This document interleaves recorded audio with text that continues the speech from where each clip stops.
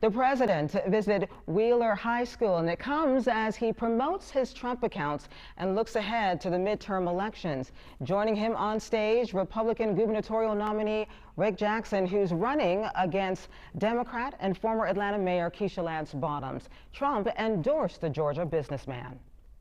But I watched him run, and it was amazing what he was able to do. Very, very successful guy, and he decided he wanted to be governor because he thought he could do some really incredible things for this state, more so than have been done. Rick Jackson says if he becomes governor, he's going to push the state to match the $1,000 in each Trump account. CBS Atlanta has the latest on the president's visit. Emily McLeod is hearing from protesters, but we start with our Brian Unger, who's sharing how families feel about these Trump accounts. Brian.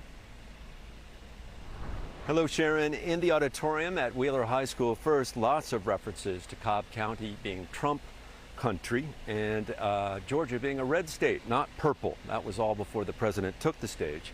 About 1,800 people inside the auditorium by our count. Folks who braved the heat and the humidity, enthusiastic about the Trump savings account that the president is pitching today. We spoke to some folks who came here to learn more about this new initiative. My first thought goes to all the families right now who are having a hard time affording college, all the single moms living paycheck to paycheck. So the fact that this can reach every single family will be an absolute blessing. And so we're looking at $34 to $35 million being invested just in Cobb County kids. So we're here to celebrate that and be excited about what's happening with these accounts. Now, anyone under the age of 18 can register for these accounts. Anyone born between 2025 and 2028 is eligible for the $1,000 contribution from the federal government. Employers can give at least $2,500 to their employees. U.S. Secretary of the Treasury Scott Bessent says 6 million people have signed up for these accounts since July 4th. Now we go over to my colleague, Emily McLeod. Emily?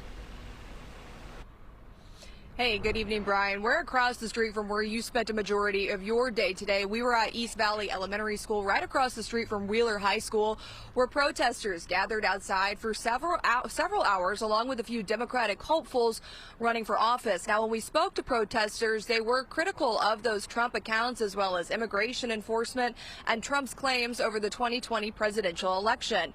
Betsy Curry is from Cherokee County and says she feels like the administration needs to make better decisions. What decisions are you referring to? I'm referring to the fact that our resources are going towards wars and people being billionaires and millionaires, and right now we need to take care of our people and our planet. Now, we also went across the street prior to Trump's speech beginning, and we spoke to some Trump supporters who were waiting to get in line, and they were excited to see the president speak. We asked them about how they felt about the demonstration happening across the street from them. They told us it didn't bother them. Sharon. Emily McLeod live for us along with Brian Unger. Thank you so much. We appreciate your live reports. And now we want to dive deeper into what President Trump's visit means for the upcoming midterms. I'm here with Emory political science professor Andra Gillespie, and thank you so much for joining us once again. President Trump has visited our state twice within the last 6 months. What does this say about the importance of the state when it comes to Republicans moving into the midterm elections? Well, in particular, that Senate race is very, very important. It was a psychological blow for Republicans to lose the 2 Senate seats in 2026. And so this is a possible pickup. And so going into this election cycle, this was one of the top races because Republicans were actually hoping that they might be able to pick up a seat.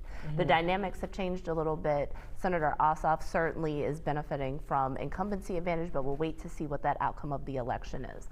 But if we think about the very narrow margins that Republicans have in the Senate, if they lose a state, let's just say that they lose North Carolina or they lose Maine, We still have to wait to see whether or not that's going to happen. They would want to offset those losses with a pickup somewhere, and Georgia would be the place where they could possibly pick up a seat, which is why there's been a lot of attention on this race. A lot of attention indeed. And let's talk about the evolution of Cobb County, because it has really dramatically changed from a Republican stronghold into a key political battleground. So talk a little bit about how that actually happened too. Well, it's because Georgia's demographics have changed over time, and Cobb County's demographics have changed over time.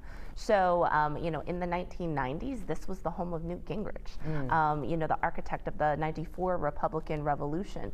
What we've seen happen over the course of this century is that Cobb County has become more racially and ethnically diverse, and people of color are more likely to be Democrats. African Americans, definitely so, but this is also still true for Asian American and Latino voters as well. And so as Cobb County has become more diverse, it's also become politically more heterogeneous, and Democrats have actually been able to make key inroads, as evidenced by the fact that Democratic candidates have won the presidential election in Georgia for the last 3 presidential election cycles. Yeah, and let's talk about what a presidential appearance does for candidates like a Rick Jackson or a Mike Collins.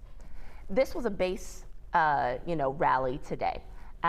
When you have a highly polarized environment and where you have narrow margins, so Republicans still hold a narrow majority numerically in the state, but Democrats are competitive under certain types of conditions.